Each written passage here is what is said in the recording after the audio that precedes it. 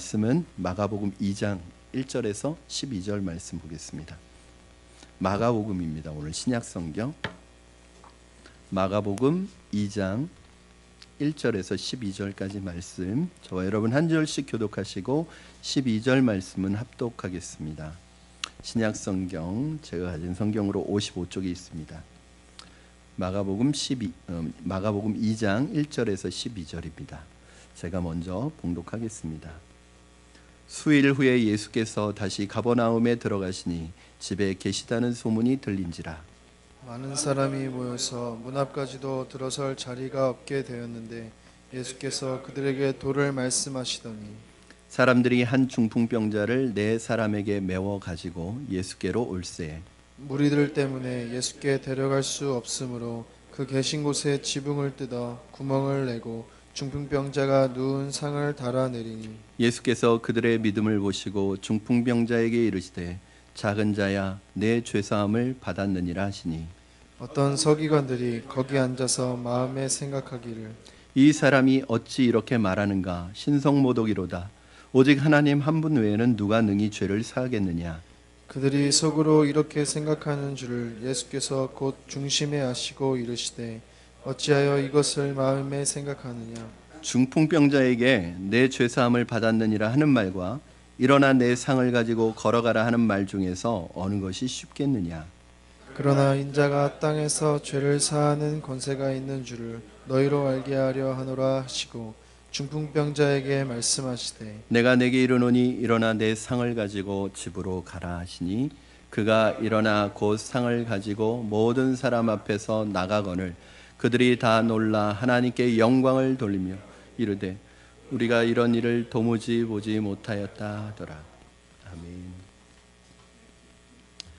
인생은 문제의 연속입니다. 어쩌면 그것이 인생인지도 모르겠습니다. 그리스도인이 된다는 것은 이러한 모든 인생의 문제로부터 떠난다던가 이런 모든 인생의 문제가 우리를 비껴나간다는 것은 아닐 것입니다. 만약에 그런 문제없는 인생을 살기를 원한다면 그런 사람들은 이 세상에 존재하지 않고 공동묘지에 가면 그런 사람들이 많이 있습니다. 거기는 문제없는 사람들이 모여 있는 곳입니다. 우리가 그리스도인이 된다는 것은 삶의 문제로부터 떠나거나 그것이 우리를 비껴나가는 것은 아니지만 그 문제를 감당할 수 있는, 그 문제를 회복하고 해결할 수 있는 예수 그리스도의 능력이 우리 안에 온다는 것입니다. 이것이 우리의 축복 아닙니까? 예수님을 믿는다고 고난도 없고 시련도 없고 문제도 없는 것이 아니라 예수를 믿어도 고난이 있고 문제가 있고 시련이 있지만 그 고난과 시련을 이겨낼 힘이 예수 그리스도의 능력이 우리 안에 생긴다는 것, 이것이 그리스도인의 축복입니다. 어느 날 예수님께서 가버나움에 가셔서 집에서 말씀을 전하셨습니다. 예수님의 집이 어디 있었냐면 가버나움에 있었어요. 예수님은 원래 나사렛 출신이신데 제자들과 함께 공생애를 사역을 하시는 동안 갈릴리 사역을 주로 하셨잖아요. 거의 2년 반 동안을 갈릴리에서 사역하셨는데 그 갈릴리에서 사역하시는 동안 예수님의 어떤 베이스 캠프 역할을 했던 것이 이 가버나움에 있는 집이었습니다. 여기에서 예수님은 제자들과 함께 공동체 생활을 하면서 그렇게 사역을 하셨습니다.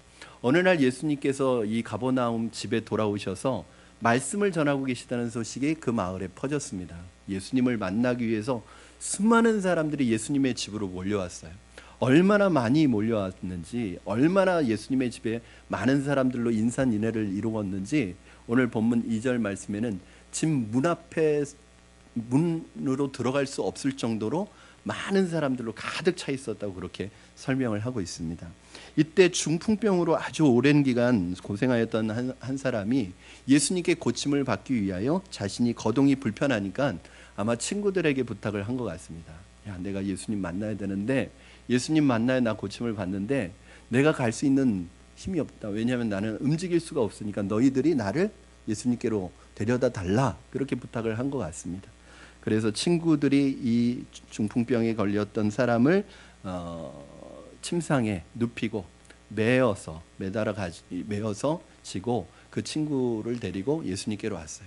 그런데 들어갈 수가 없는 거예요. 너무 많은 사람들이 입구에서부터 막 가득 차 있었기 때문에 예수님을 만나야 되는데 만날 방법이 없는 것입니다.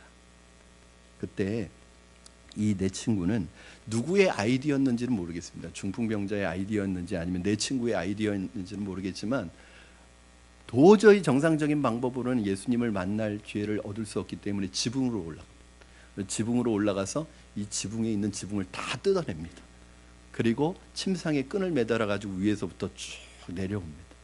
여러분 이게 얼마나 놀랬겠어요. 그렇죠? 예수님께서 여러분 생각을 해보세요. 갑자기 말씀을 나누고 안에서 사람들이 가득 이렇게 말씀을 나누고 있는데 뭐가 툭툭툭툭 떨어지더니 지붕이 막 뜯어지고 위에서 침상이 내려오니 얼마나 이게 놀랬겠어요. 이런 모습을 보고 예수님이 어떻게 반응하셨을까요?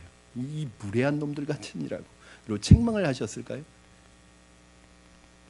이 기본적인 매너도 안 지킨다고 야단을 치셨을까요?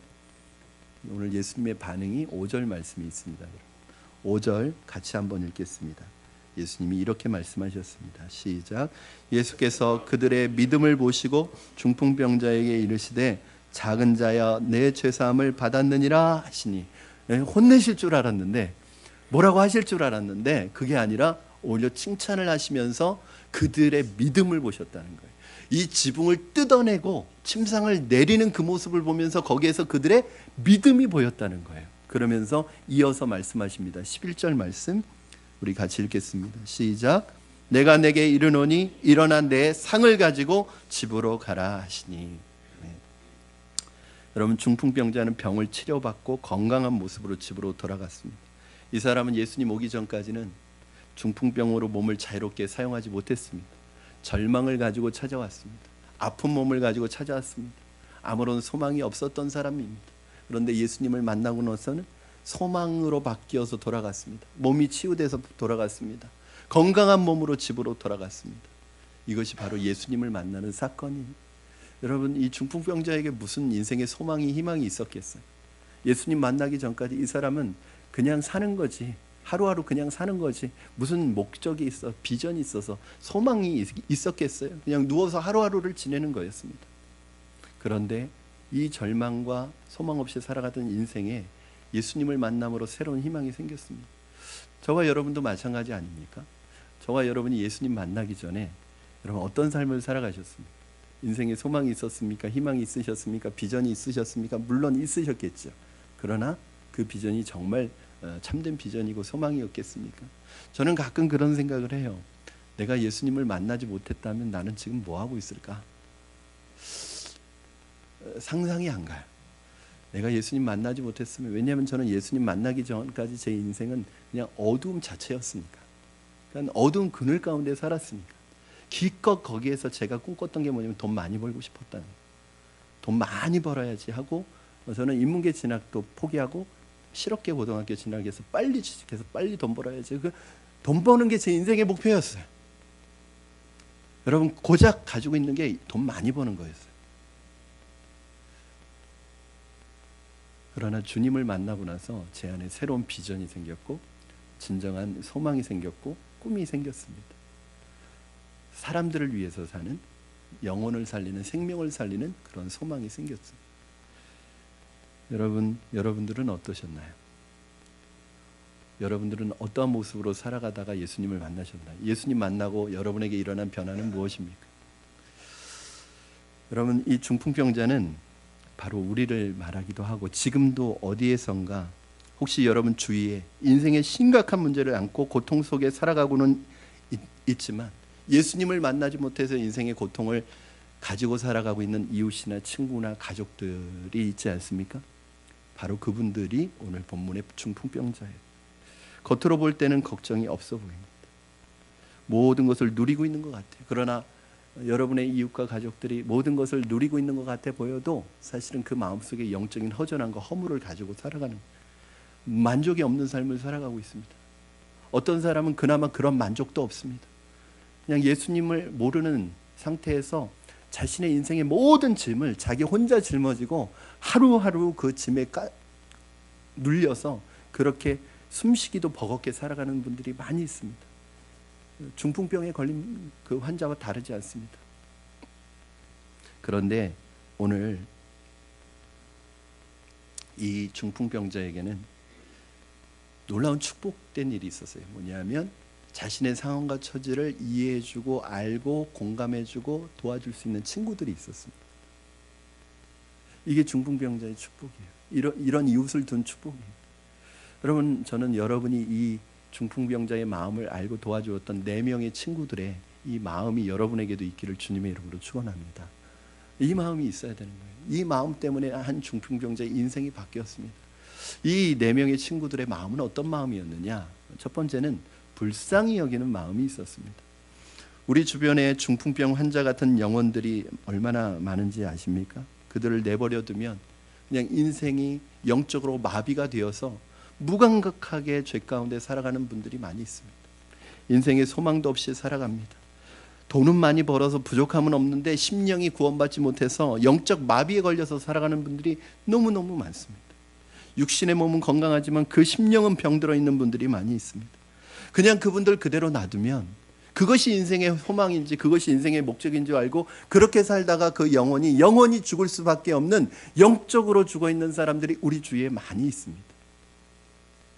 예수님을 만나지 못하고 인생의 문제를 그대로 안고 살아가는 사람들을 주님께 인도하기 위해 우리가 가져야 될 첫 번째 마음이 바로 불쌍히 여기는 거예요. 내 눈으로 그 사람을 보면 절대 불쌍하지 않습니다. 여러분, 우리의 눈으로요 보면 그냥 눈으로 보면은 육적인 그분의 모습이 보이기 때문에 불쌍하지 않아요. 그분이 나하고 성격이 안 맞으면 불쌍한 생각이 안 듭니다. 그분이 내가 조금 호감을 갖지 않은 분이고 좀 편견을 가지고 있는 분이면 그분이 불쌍히 여겨지지 않아요. 특히 잘 살고 모든 걸 이 세상에서 누리고 있는 분들 보면 불쌍히 여겨져요. 부럽죠. 여러분 그러나 그걸 보면 그러니까 육적인 눈으로 보면 불쌍히 여기는 마음이 절대 생기지 않는다.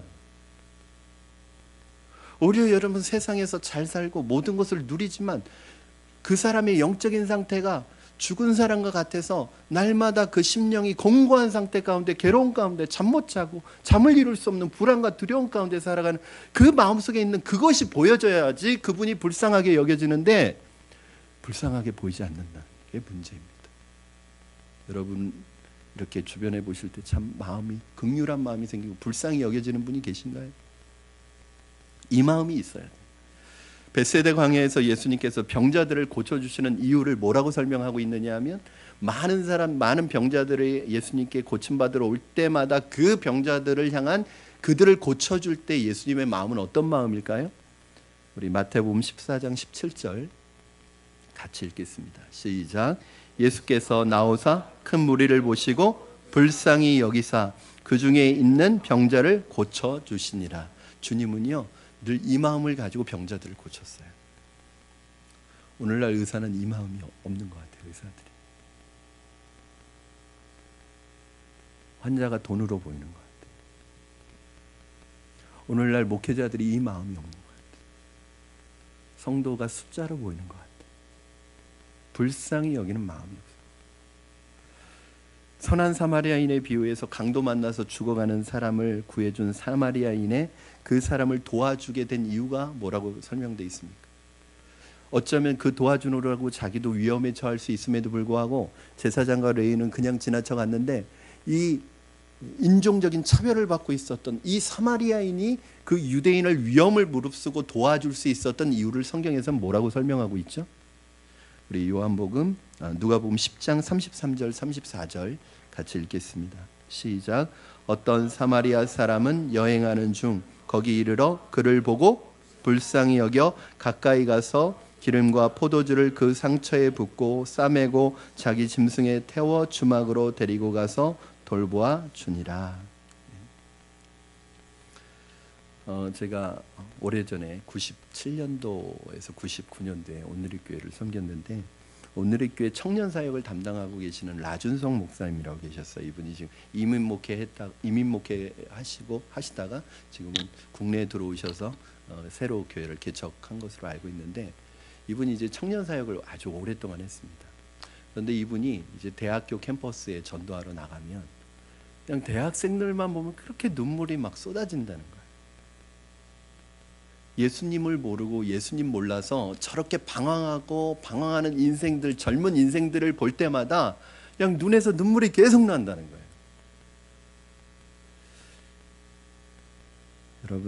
여러분은 어떻습니까? 예수님 없이 살아가고 있는 가족, 친구, 이웃을 볼 때 불쌍히 여겨지는 마음이 있습니까?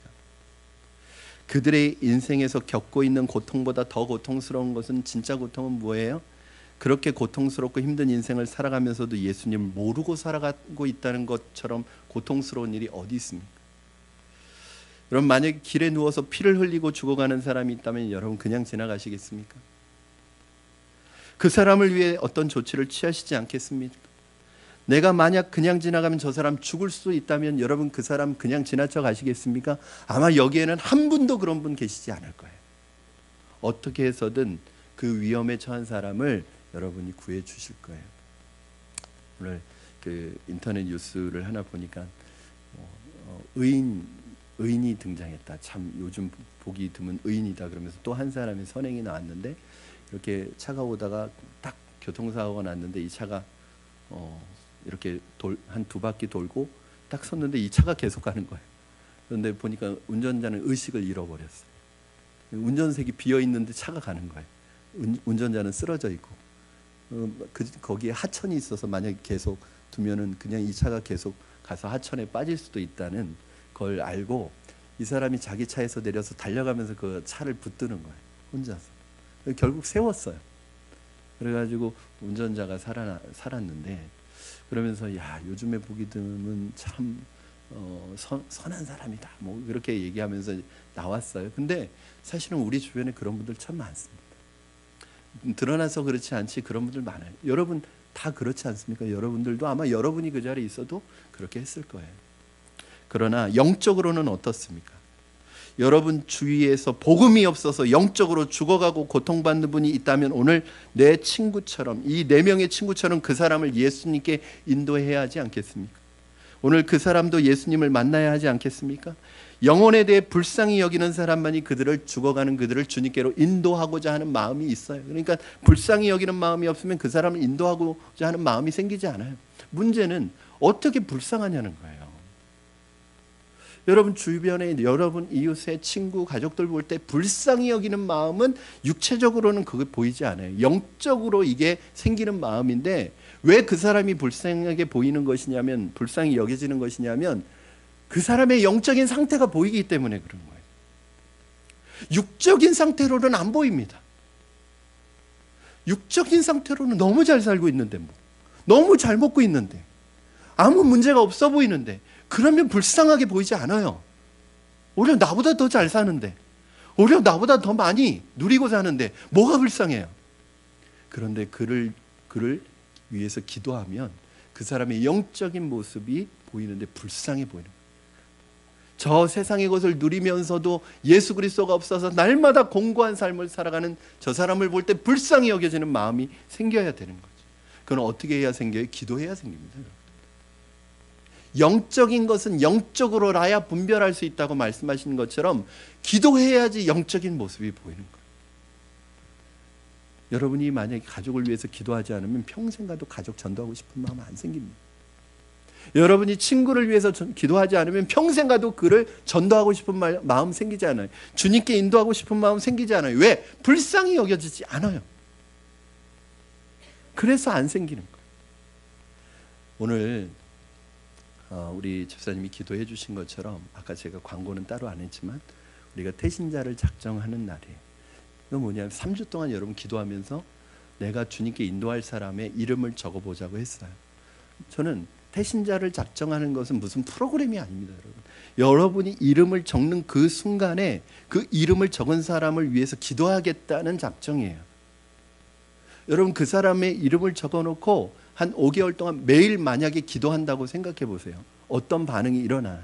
저는 2가지 반응이 확실하게 일어날 것이라고 생각합니다. 첫째는 그 사람을 불쌍히 여기는 마음이 생길 거예요. 그 사람의 영적인 상태가 보여서 불쌍히 여겨질 거예요. 2번째는 그 사람 마음속에 성령께서 역사하시는 것을 여러분 경험하게 될 것입니다. 이 작정하는 것은 뭐냐면 기도하겠다는 거예요. 인도하는 건 둘째예요, 둘째. 왜냐하면 여러분 경험하셨잖아요. 우리 매년 새생명 축제를 하지만 정말 나오기로 약속하고 다 있어도 그날 변수가 생겨서 못 나오는 분들 많아요. 그건 내가 어떻게 할 수가 없는 거예요.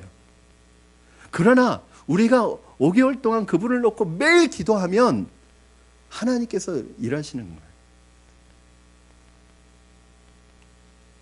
여러분, 오늘 여러분이 태신자 작정할 때 누구를 인도할까, 그런 부담감은 일단 접어두십시오.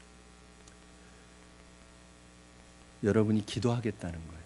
그분의 이름을, 여러분 태신자 작정 안 하면 기도 안 합니다. 누굴 기도하겠어요? 이름도 적지 못하는데.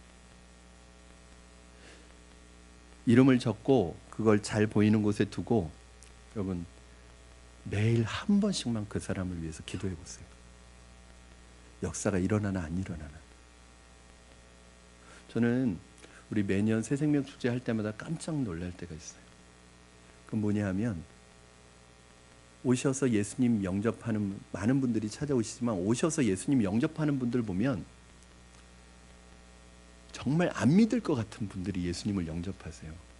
최근에 오신 분들 중에서 어떻게 교회에 오시게 됐냐고 물어보니까 다 그렇게 왔대요. 친구가, 언니가 또는 가족이 딱 한 번만 가자고 그랬대요. 딱 한 번만. 그런데 딱 한 번 왔는데 말씀이 들어온 거예요. 여러분, 그거는 하나님이 하시는 일이에요. 우리가 하는 그 저는 딱 알아요. 그분이 왜 딱 한 번만에 말씀이 들어오기 시작했는지. 얼마나 많은 기도가 심어졌겠어요. 그렇죠? 여러분, 두 번째는 긍휼히 여기는 마음이 있어도 이것이 있어야 됩니다. 협력하는 마음이 있어야 합니다. 우리 3절 말씀 같이 읽겠습니다. 3절 시작. 사람들이 한 중풍병자를 네 사람에게 메워 가지고 예수께로 올세. 예수님 앞으로 중풍병자를 데리고 왔던 친구들의 협력이 있었습니다. 예수님께로 데려오기 전에 각 친구들은 아마 이 친구에 대해서 불쌍히 여기는 마음은 있었을 거예요. 다 그런 마음을 가지고 있었지만 협력하지 않았다면 데리고 나오는데 어려웠을 것입니다.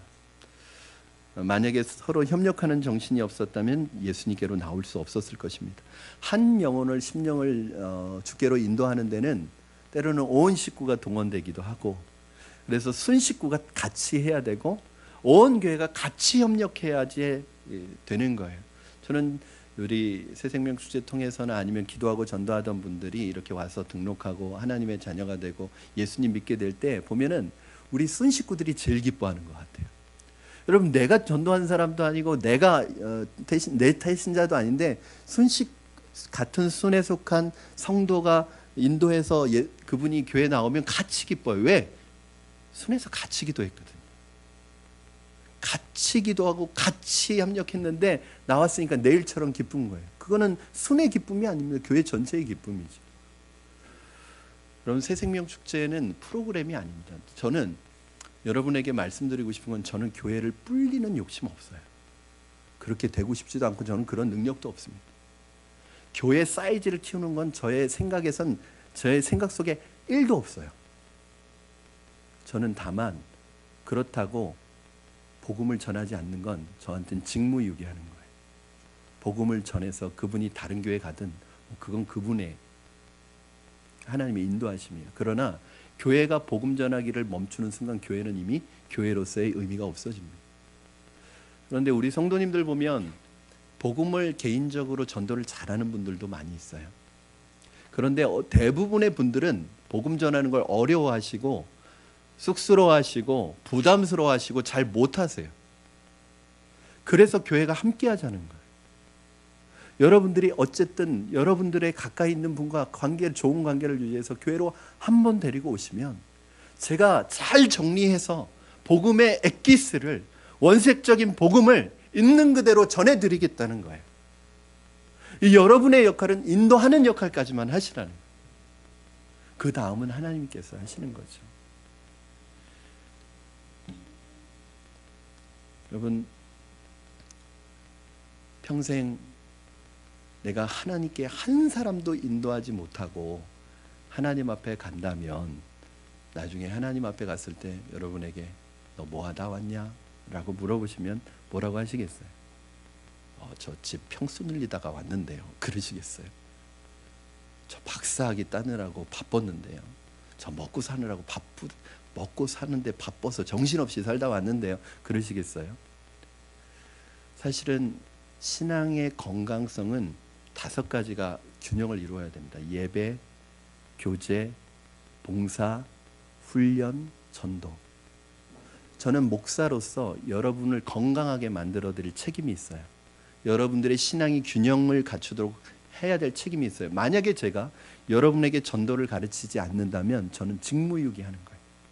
나중에 여러분 하늘나라에 가셔가지고 하나님 앞에서 목사님이 한 번도 그런 얘기 안 했는데 그러면 저는 큰일 나요. 저는 분명히 했어요, 여러분. 제 핑계 대지 마세요. 여러분들이 같이 하면 힘이 배가가 되고 더 중보기도의 능력은요 전도에서도 나타나는 거예요. 우리가 같이 합심해서 기도하자는 거예요. 협력하셔야 됩니다. 담임 목사가 하나님을 기쁘시게 하는 일이 무엇인지 고민하고 이루어 가려고 할 때 함께 동참해 주시고 협력해 주시기 바랍니다. 오늘 마음에 결단하셔야 됩니다.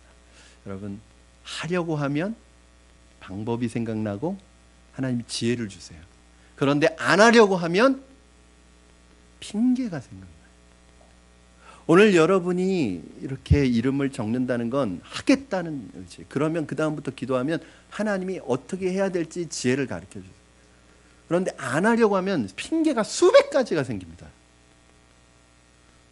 뭔 핑계가 그렇게 많은지. 그 핑계를 짜내는 지혜가 놀라워요. 여러분, 오늘 이 중풍병자 친구를 이 친구들이 매가지고 왔어요. 그런데 문제에 딱 부딪힌 거예요. 뭐예요? 사람이 너무 많아서 장애물이 놓여 있는 거예요. 이 사람들을 뚫고 지나갈 수가 없는 거예요. 근데 만약에 이 중풍병자의 친구들에게 어떤 이 결단이 없었다면 어떻게 했을까요? 이건 안 되겠다. 오늘 나를 잘못 선택한 것 같다. 안 하려고 하면 핑계가 생각나요. 오늘 사람 많네. 오늘은 날이 아닌가 보네. 뭐 핑계를 계속 생각해냈을 거예요. 그런데 이 친구들에게는 오늘 예수님 만나지 않으면 안 된다. 오늘 꼭 예수님 만나야겠다는 결단을 하고 하니까 상황이 막혀 있을 때 어떻게 해요? 어떻게 해야 할까 고민하다가 지혜가 생각나는 거예요. 지붕으로 올라가는 거예요. 사랑하는 여러분, 결단하십시오. 교회가 담임 목사와 교인 성도가 영적인 흐름을 가지고 은혜의 흐름을 가지고 갈 때 그 흐름에 따라오셔야 돼요.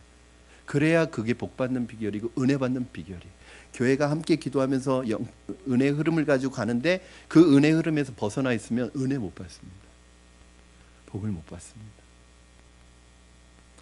저는 여러분이 좀 거룩한 욕심을 가지셨으면 좋겠습니다. 내가 돈 얼마 모으겠다. 내가 얼마나 집을 불리겠다.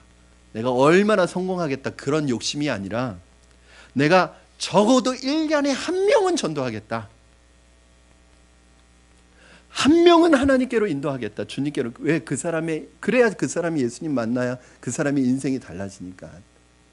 내가 한 명, 1년에 많이도 아니고 한 명만이라도 예수님께로 인도하겠다. 그러면 여러분의 나이가 만약에 30, 40대면 앞으로 40년 정도의 시간이 있다면 40명의 영혼을 주님께로 인도하는 거예요. 그럼 적은 인원 아닙니다.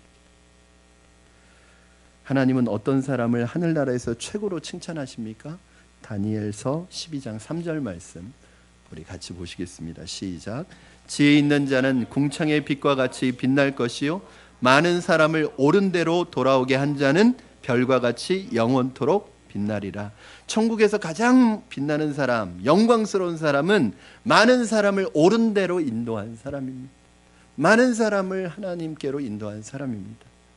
사랑하는 여러분, 공동체가 함께 기도하며 나아갈 때 함께 동참해 주시기 바랍니다.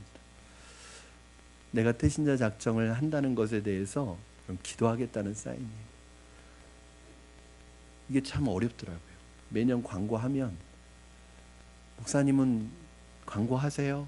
우리는 우리 길 갈 길 가겠습니다. 이러면 안 되시는 거예요. 그러면 은혜 공동체가 될 수 없어요. 여러분, 내가 부족하고 연약하고 그때 상황 돼서 또 어떻게 될지 모르지만 같이 가는 거예요. 그러면 할 수 있습니다. 세 번째는 그들에게 중요한 건 믿음이 있었어요. 우리 5절 말씀 같이 읽겠습니다. 시작. 예수께서 그들의 믿음을 보시고 중풍병자에게 이르시되 작은 자여 내 죄사함을 받았느니라 하시니. 아멘. 어떤 분은 이 구절을 보면서 꼭 자기의 믿음이 아니어도 구원받을 수 있구나 이렇게 해석하시는 분이 있으세요. 무슨 말이냐면 여기 오늘 본문에 보면 그들의 믿음을 보시고 중풍병자가 죄사함을 받도록 말씀하셨으니까 친구들의 믿음으로 구원받을 수 있구나. 그러면 이런 말인가요? 아버지의 믿음으로 우리는 그냥 아버지 믿음 좋으면 우리 구원받을 수 있고 믿음 좋은 친구 두면 나는 구원받을 수 있다는 뜻인가요? 아니 실제로 학자 중에 그렇게 해석하는 분이 있다니까요. 내가 안 믿어도 친구가 믿음이 좋으면 구원받을 수 있대요. 틀린 거죠. 그들의 믿음을 보시고 할 때 그들의 믿음 속에는 누구의 믿음도 있는 거예요? 중풍병자의 믿음도 있죠, 당연히. 왜요? 이 중풍병자가 그러지 않았겠어요? 친구들에게 나 예수님 만나고 싶다. 나 예수님 만나지 않으면 내 인생은 소망이 없다. 예수님이 지금 집에 오셨다. 오늘 예수님을 만나야 내 인생이 달라질 수 있다. 나를 도와달라 하지 않았겠어요? 친구들의 믿음도 있었지만 이 중풍병자 안에 예수님에 대한 믿음이 있었고, 물론 그러나 이 내 친구들에게 남다른 믿음이 있었다는 것은 부인할 수 없습니다. 이 중풍병자 친구들이 중풍병자를 데리고 예수님 집에 왔을 때 너무 사람이 많았어요. 그러나 이 친구들은 할 수 없다고 낙심하고 포기하지 않았습니다. 문으로 들어갈 수 없으면 다른 길이 또 있을 것이라고 생각했습니다. 그리고 지붕을 뜯어내고 친구를 예수님께 내렸습니다. 여러분, 우리가 전도할 때 얼마나 많은 방해와 장애물들이 많은지 모릅니다. 전도할 때 어려움이 있다고 포기하면 그것은 마귀가 바라는 것입니다. 하나님께 지혜를 구하시기 바랍니다. 결국 그들은 지붕을 뜯어내는 지혜를 가지고 예수님을 만났어요. 이 친구들은 어떻게 하든지 중풍병에 걸린 이 친구가 예수님을 만나야만 된다고 생각을 했기 때문에 그 지혜를 얻은 거예요. 혹시 여러분은 내 가족이, 내 친구가, 내 이웃이 예수님 말고 다른 방법으로 구원을 얻을 수 있다고 생각하십니까? 이 중풍병자들에게는 오늘 예수님만이 이 친구를 고칠 수 있는 유일한 방법이라고 생각했기 때문에 포기하지 않고 지붕이라도 뚫고 들어간 거예요. 여러분, 우리 가족이, 우리 이웃이, 내가 사랑하는 친구가 구원 얻을 만한 다른 방법이 있나요? 만약에 그렇다면 전도하실 필요 없어요. 전도하지 마세요. 어리석은 일이에요. 그냥 편하게 사시면 돼요. 왜? 아니, 많은 길이 있는데 굳이 예수님께 전도할 필요 없어요. 그러나 여러분, 예수님이 뭐라고 그러셔요? 나 외에는 길이 없다고 그러시잖아요. 요한복음 14장 6절 말씀 한번 보시겠습니다. 같이 읽겠습니다. 시작. 예수께서 이르시되 내가 곧 길이요 진리요 생명이니 나로 말미암지 않고는 아버지께로 올 자가 없느니라. 아멘. 그래요, 여러분. 다른 길 없어요. 다른 방법 없어요. 예수님만이 유일한 해결, 진정한 구원이 예수님에게만 있습니다. 이걸 믿는 게 믿음이에요. 이 친구들에게 이 믿음이 있었단 말이에요. 예수님 말고는 다른 방법이 없다는 이 믿음이 있었단 말이에요. 저는 여러분에게 이 믿음이 있기를 주님의 이름으로 축원합니다. 여러분, 정말 예수님만이 우리의 인생의 해답이심을 믿으신다면 여러분의 가족도, 여러분의 남편도, 아내도, 여러분의 이웃도 하나님을 만나면 정말 새로운 삶을 살아갈 것을 믿으신다면 오늘 여러분 마음의 결단을 하셔야 합니다.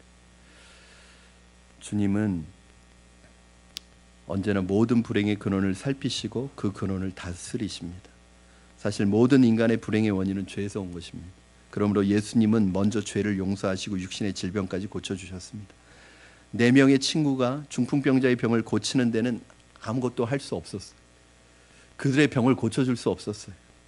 그들이 할 수 있는 건 아무것도 없었어요. 단지 그들이 할 수 있는 건 이 환자를 예수님께로 데려오는 방법밖에 없었어요. 여러분이 여러분의 가족과 이웃과 친구를 위해서 할 수 있는, 그들의 생명을 위해서 할 수 있는 건 아무것도 없어요. 여러분이 구원을 줄 수도 없고 여러분이 그들을 구원시킬 수도 없어요. 여러분이 그들의 인생을 책임질 수도 없어요. 그러나 여러분이 할 수 있는 유일한 것은 뭐냐면 예수님께로 데려오는 것 말고는 할 수 없어요. 이거밖에 없다는 거예요. 사랑하는 여러분, 그렇게 하는 것이 믿음입니다. 우리는 다른 사람의 영혼을 구원할 수 없습니다. 그들을 인도하는 것입니다. 그게 전도입니다. 그리고 그 후에는 하나님께 맡기는 거예요. 전도는 우리가 하는 게 아닙니다. 그래서 기도해야 하는 거고 하나님이 하시도록 맡기는 거예요. 내가 할 거는 다 했어요. 인도했어요. 그 다음에 안 되는 건 그건 내가 안 된 게 아니에요. 그건 하나님이 하신 거예요. 아볼로는 나는 심었고 물을 주었어. 아볼로는 물을 주었으나 자라게 하시는 분은 하나님이세요. 말씀을 정리합니다. 오늘 여러분의 주변에 중풍병과 같은 절망 속에 살아가고 있는 분은 안 계십니까? 믿음을 가지고 그들의 영혼을 불쌍히 여기시고 가능한 모든 사람이 협력하여 그들을 주님께로 인도하시기 바랍니다. 그리하면 그 후에는 주님께서 그에게 구원을 주시고 기적을 일으키실 줄로 믿습니다. 여러분 사랑하는 가족과 친구와 이웃이 새로운 인생의 AD와 BC와 AD의 전환점을 발견하게 될 줄로 믿습니다. 오늘 우리 순장님들과 태신자 작전 카드를 가지고 오신 분들은 순에 속해 계신 분들은 순장님과 순모임을 하실 때 우리 순장님에게 제출해 주시고, 혹시 순에 속하지 않은 분들 중에서 태신자 카드를 작성하신 분들은 헌금함에 넣어주세요. 아니면 전도사님에게 주시고, 그리고 오늘 미처 준비가 안 된 분들은 다음 주에도 괜찮습니다. 어쨌든 여러분 이 은혜의 흐름에서 공동체가 함께 가는 이곳에서 예외되지 아니하시고 같이 기도하시며 가시면 안 되겠다고 생각한 그분이 가장 먼저 주님께 돌아올 줄로 믿습니다. 우리 이 시간에 같이 찬양하고 기도하도록 하겠습니다.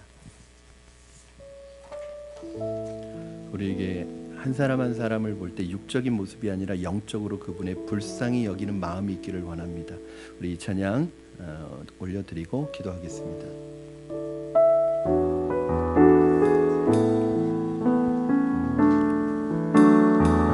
사망의 그늘에 앉아 죽어가는 나의 백성들,